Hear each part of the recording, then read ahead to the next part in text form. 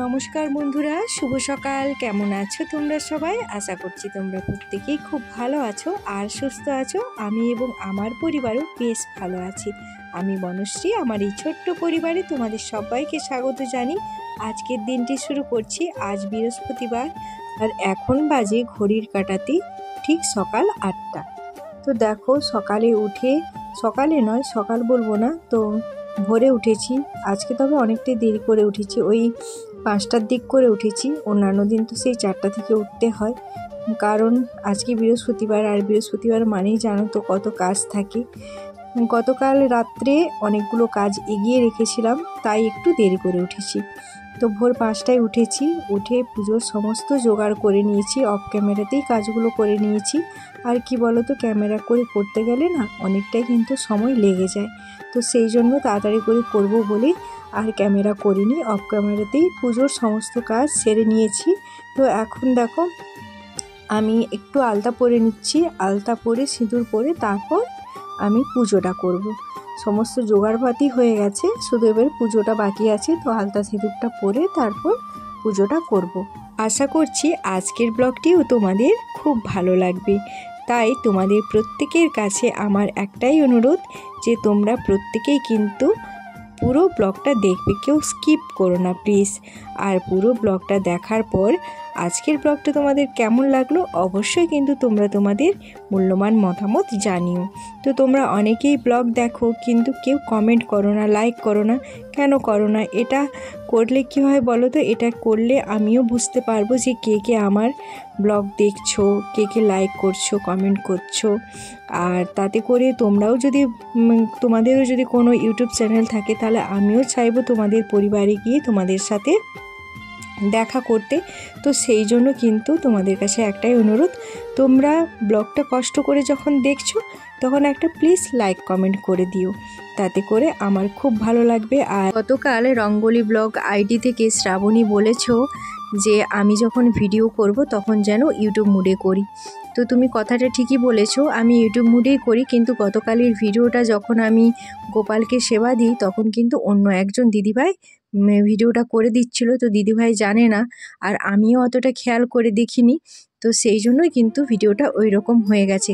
তো যাই হোক, তুমি যে আমার ভুলটা ধরিয়ে দিয়েছো বা তোমার এই মূল্যবান মতামতের জন্য আমার তরফ থেকে রইল তোমার প্রতি অনেক অনেক ভালোবাসা। তুমি আমার ভুলটা ধরিয়ে দিয়েছো বলে।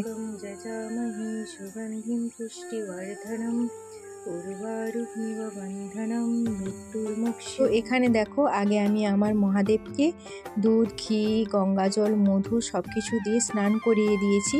তো স্নান করানোর পর এখন মহামৃত্যুঞ্জয় মন্ত্র পাঠ করে বাবার মাথায় জল ঢালছি। তো কি বলো তো, প্রত্যেকটা মেয়েরই কিন্তু শিব পূজা করা উচিত। প্রত্যেকটা মেয়ে বলবো না, প্রত্যেকটা বাড়িতেই শিব পূজা করা উচিত। কারণ শিব পূজা না করলে কিন্তু অন্য পূজা মানে সেটা গ্রহণযোগ্য হয় না। আর যেহেতু দেবাদিদেব মহাদেব মানে শিব হলেন মানে সব দেবতার মধ্যে শ্রেষ্ঠ, তো সেই জন্য কিন্তু শিবের পূজা করা প্রত্যেকেরই উচিত। আর এইদিকে দেখো, আমার পুজো হয়ে গেছে, আর এখন আমি এক ঝলক তোমাদের সাথে আমার পুজোটা শেয়ার করে দিচ্ছি। তো এখন কিন্তু ফুল কম, কারণ ঠান্ডা পড়ে গেছে, সেই জন্য কিন্তু ফুল বেশি ফুটছে না। তারপরেও আবার কি হয়েছে জানো তো, পাশের বাড়িতে গোপুসোনা এসেছে, তো গোপুসোনার জন্য অনেক ফুল লাগে। তো সেই জন্য কিন্তু আমাদের বাড়ি থেকে ফুল নিয়ে যায়, তো ভাগাভাগি করে। আর এইদিকে দেখো, লক্ষ্মী পুজোর আমি জোগাড় করে নিয়েছি। তো ওটা তো ব্রাহ্মণ এসে করবে, আর আমি কিন্তু আমার মতো করে পুজো করে নিয়েছি।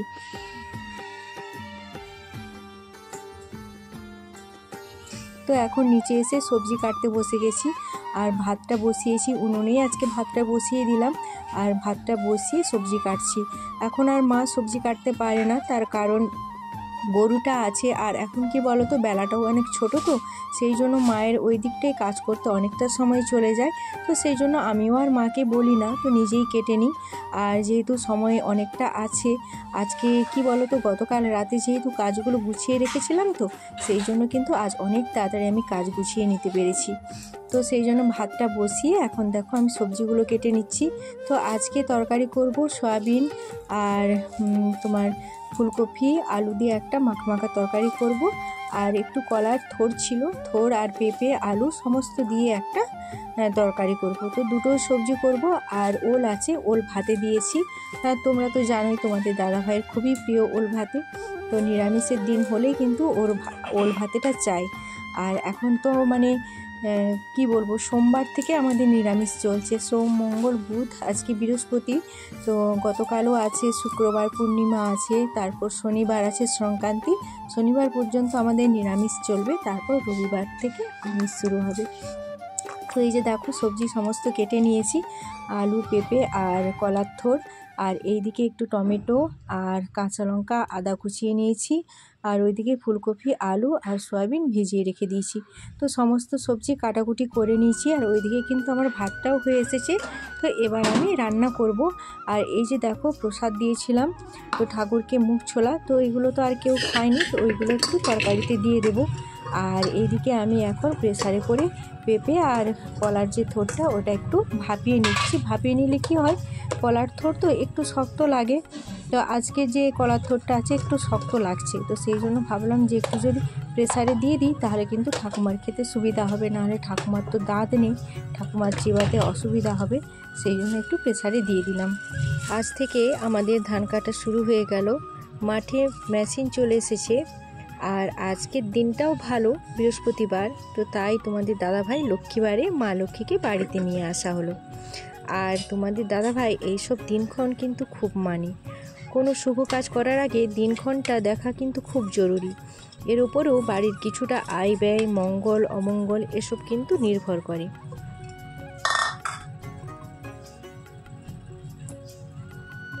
আর এই দিকে দেখো বাবু ধানগুলো মিলে দিচ্ছে, তোমাদের দাদাভাইও ওর সাথে লাগবে। তো ও আগে গরুগুলোকে খড় দিয়ে দিচ্ছে, তো তারপর ওর সাথে লেগে দেবে।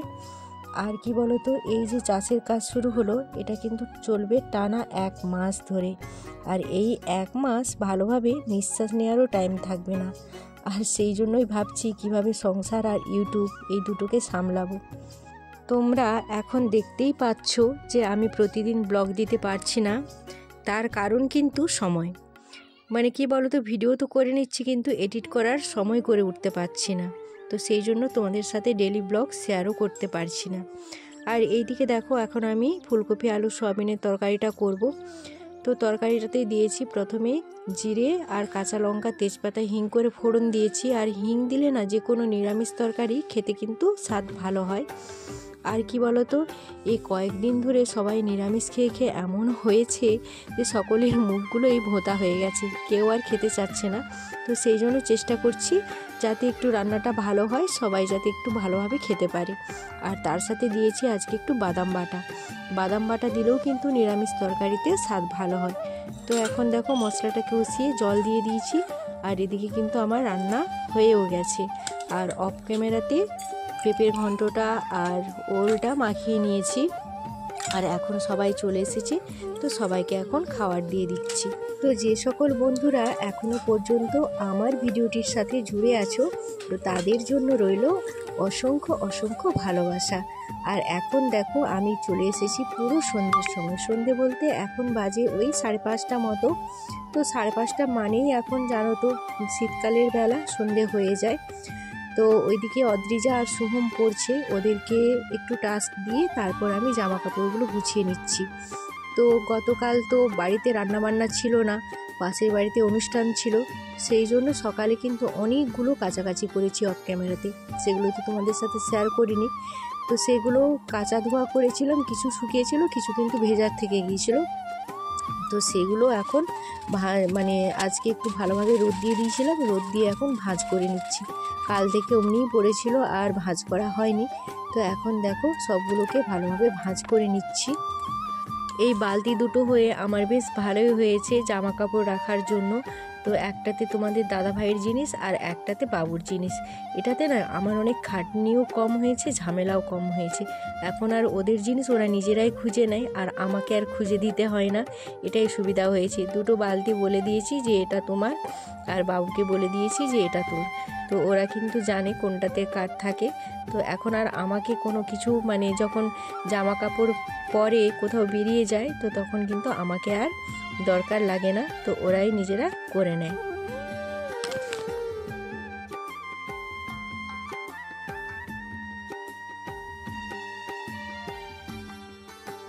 ফিরে এলাম রাতের রান্নাবান্না নিয়ে। তো রাতে হবে রুটি আর পরোটা করছি, বাবুর জন্য কয়েকটা পরোটা করে দিচ্ছি আর তোমাদের দাদাভাইয়ের জন্য রুটি।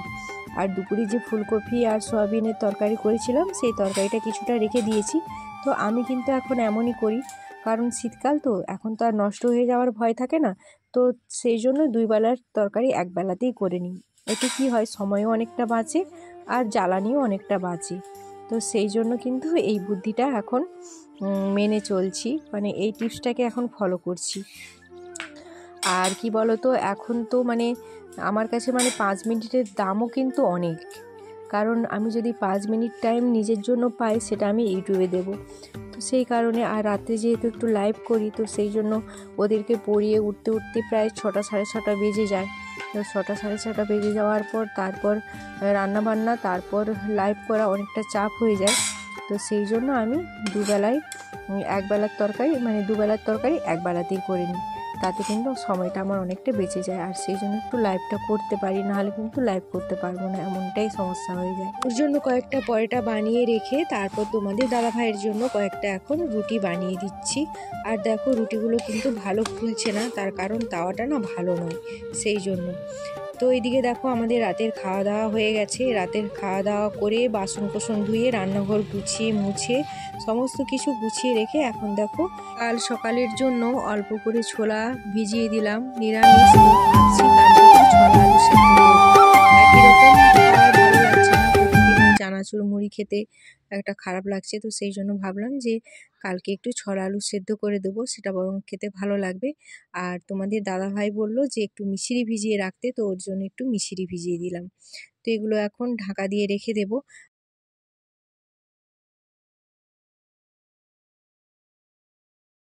দেখো বন্ধুরা, আমাদের রাতের ডিনার হয়ে গেছে আর সমস্ত খাওয়া দাওয়া করে বাসন কুসন ধুয়ে রান্নাঘর লাত্তা দিয়ে গ্যাস ট্যাস মুছে একদম সমস্ত কিছু কমপ্লিট করে দিয়েছি।